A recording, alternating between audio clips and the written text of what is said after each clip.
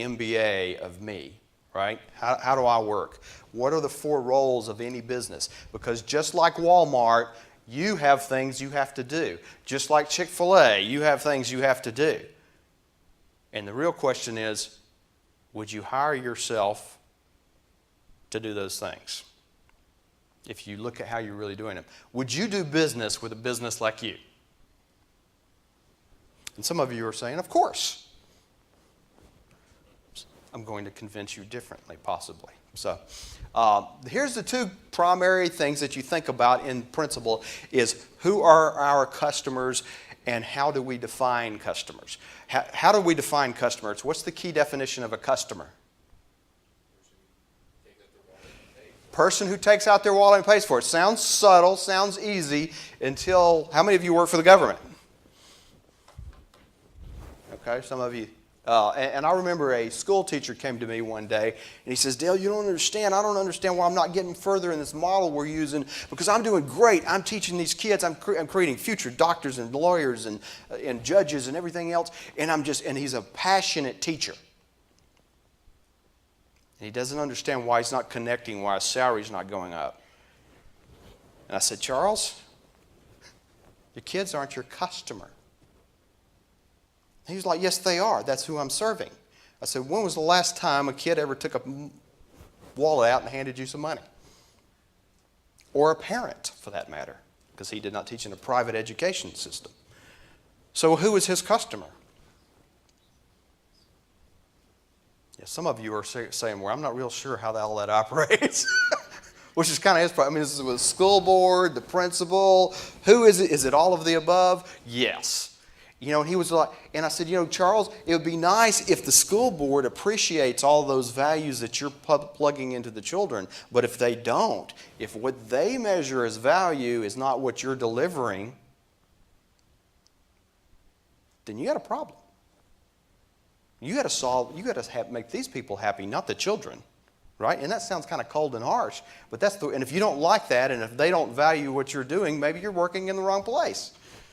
If what you feel like is what you need to be doing and what you feel like is your vision and mission in life is not appreciated by the person who's taking their dollar out and handing it to you, you're in the wrong place.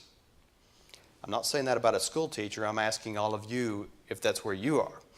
If the person who's paying you doesn't appreciate the vision and mission of what you're doing.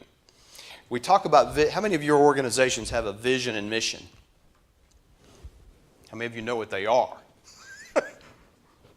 As we tell people all the time, it's not the mission that's written on the lunchroom wall. That's not the important one. The mission that's the important one is the one we talk around the boardroom table.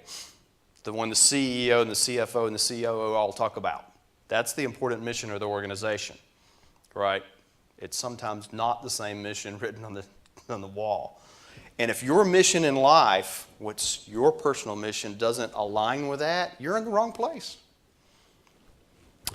People always tell me, my job is, Dale, I think you're out trying to sow the seeds of discontentment. So it's not necessarily true. But here's where we start. Who are your customers, okay? So your customers are the people who are paying you, who are putting money in your pocket. They're your customer. Some of us, how many of you hate your customer? Yeah. A lot of us. What was she saying? Anybody ever work for a bad manager? Where you're like, I would just as soon string that guy up. You got to be careful saying that right now, right? But, I would just as soon him go away. And I've worked for that person too, but that was my customer. I look back. Yeah, he was a jerk. But he was my customer. When you start putting it in that way, like, yeah, he's a jerk, but he's my customer. Wait a minute. Maybe I got the problem. Maybe I need to fire my customer, right? So let's look at the 4 roles real quick. Here's the first role of a company. Everybody understands. And these are roles, I'm putting titles on them that we might see. CFO, Chief Financial Officer of a company. A company, Walmart, they have a CFO, and he's responsible for paying the bills, handling the money that comes in, managing income, documenting. He has to document it to like board of directors, right? To all shareholders, he has to document. To reporting, who does he have to report to?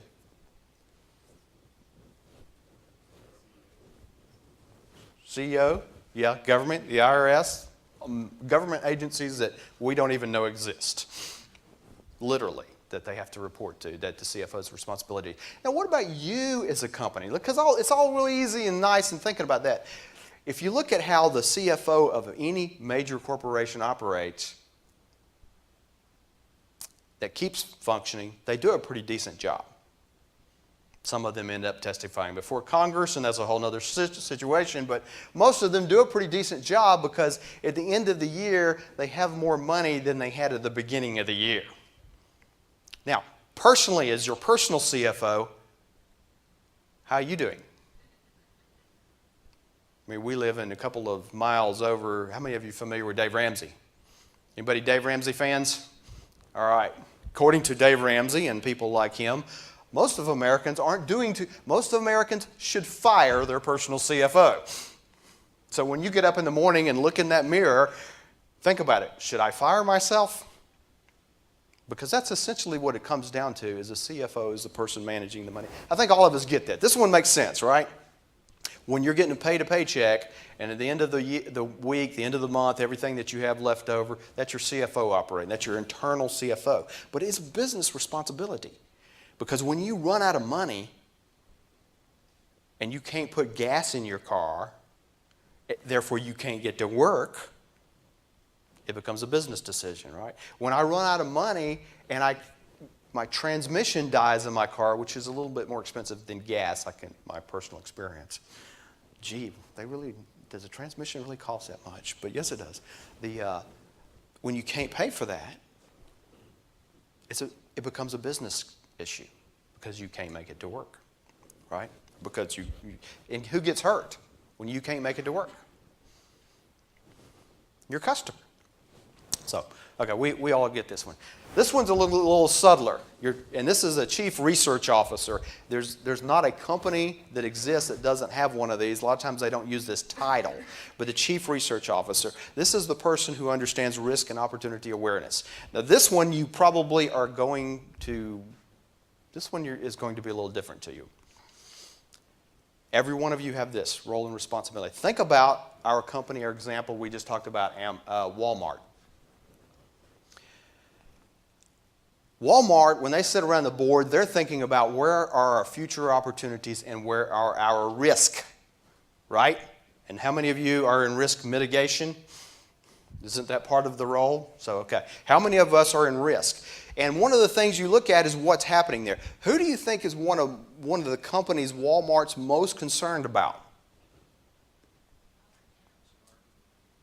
Target? Dollar General? Amazon. Because now we do a lot of business with one of our companies through Amazon, and we started noticing Amazon was opening up distribution centers all over the country. They used to have like 3. And then I was like, looks like every zip code's got an Amazon distribution center opening up. And and this was a little while ago, and I was thinking, it looks like to me you're going to click here, buy, and the doorbell's going to ring in 15 minutes. Right? And then we saw this come out. Right? Now I do a lot of talks where we talk about disruptive innovation, where I talk about disruptive innovation coming into companies, because we do a lot of venture capital-based companies. And disruptive innovation usually looks like 2 things. It's something that comes from the crazy DOD people, like some of you are, or something that comes from toys. And sometimes the 2 of them kind of look a little alike. And usually it's garbage. Except the DOD, then it's very, very expensive. But most of the stuff is was garbage. I mean, think about a couple of years ago, some of the things that we now consider state-of-the-art tools when they first came out. Did anybody ever think about when Steve Jobs presented an iPad? Were you like me thinking, who the heck wants one of those? Anybody think that? It wasn't garbage, but it was like, what's the point? Anybody think that? Was it just me? I mean, I own 2 of them now. But, but it's convinced. But, so when you're looking at a company, you have to constantly keep your eye open for what's coming, where the threat's coming from. Now, let's make it personal. from a personal level, my grandfather owned a company that they sold cash register systems and typewriters. Remember typewriters? Remember what that is? Anybody still have them in your office? Okay. My sons found a typewriter the other day that my daughter had this, I don't know where they got. Anyway, they come there like, what is this? And it's a typewriter. Where's the screen? And you realize they've never seen or encountered a typewriter. The other thing that they encountered was a roll of 35 millimeter film came out. What's this? Film. I mean, you think about all that, that's changes in technology that some of our culture today haven't even noticed. My grandfather's typewriter company, he had people on his staff that were typewriter repair experts.